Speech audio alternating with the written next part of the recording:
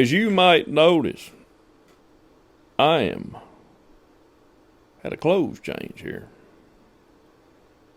And I have sped this portion of the video up because you don't want me to see me whittling on a piece of wood for 15 minutes. That's pretty boring. But what I'm doing is making a spinner here for that spinner bait. And I'm going to use a wood burner here in a minute to make a brown trout pattern on it. There are limitations to making lures in an executive suite. And I didn't want to build a campfire and have a weenie roast in here so I could heat up a broadhead to do this by hand. So I am going to cheat here in a minute. I hope you forgive me. But on another note, I had to actually go back and listen to all these videos and know where I'm at. Because I didn't make it to the beach. I'll just tell you that. And I have had a 6-week sabbatical since I was last doing these things. See, that last video, I was talking about getting up and going to the beach the next morning. And I did. We got up next morning at the butt crack of dawn and loaded all the boys up. Nice driving. But I'll have to blame this on my father-in-law. See, I've been telling you about having the episodic and coughing and whacking. Well, I didn't want to do that all the way down to the damn beach. And you talk about these allergies. Good grief. That old red tide down there at the beach, it'd tear me up too. It'd just take my breath. So, as a precaution, my father-in-law, he said, boy, there is some good cough medicine at Walgreens now. He told me the name, I didn't remember it. But sure enough, I go in there and get this cough medicine. See, while I was on sick leave doing these videos, I was hitting that cough medicine pretty good. But I still don't remember. D something. D, starts with a D, blue bottle, orange label. Boy, they advertising the hell out of it too. And it is some good stuff.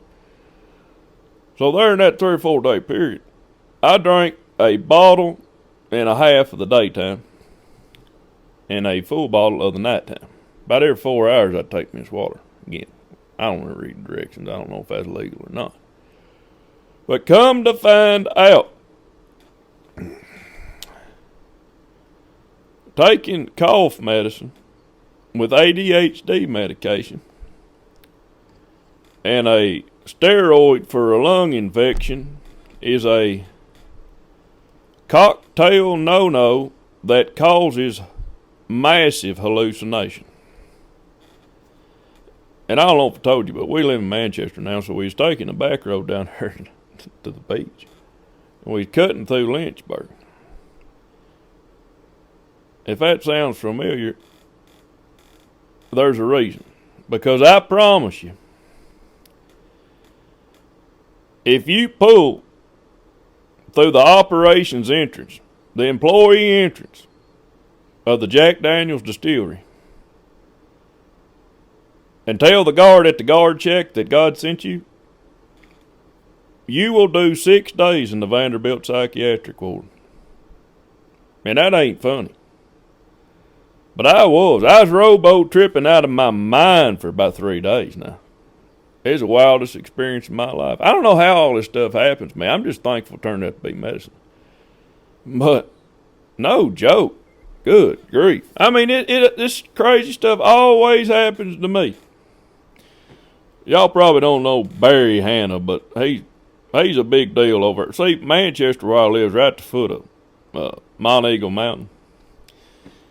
And Mount Eagle, of course, it's home of the University of the South, Swanee College.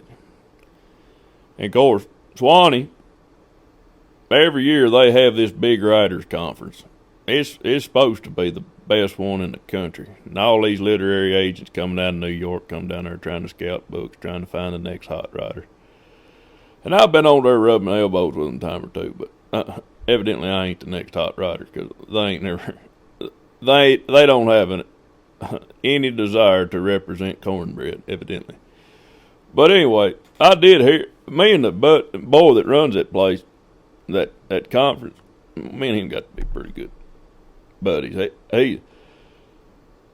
He's a good old boy, too. But this Barry Hanna, he's dead now, but he was a short story writer they thought a lot of there at that college. And he was teaching that workshop one time. He gets mad. At the end of the week, he said, I haven't seen one piece of writing that's worthy of an elegant trash can. Of course, everybody's poured their heart and soul in those pictures and those stories they've submitted, you know. Half the people in there are crying, the other half pissed off. And this poor little girl, she's got tears in her eyes. She raises her hand. She said, Mr. Hanna, how do I write a more interesting story?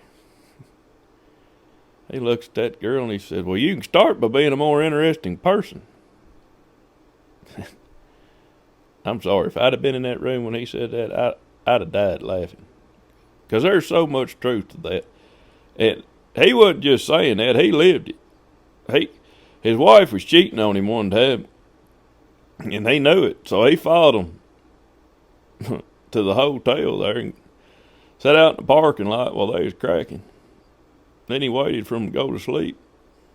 He ran over there and kicked. It's just like a secret window kind of junk. He kicked the door in. Instead of having a pistol, he had a crossbow. And he jumped up on the bed and stuck it between that boy's eyes and says, wake up, Cupid! Lord. Funny as hell. But anyway.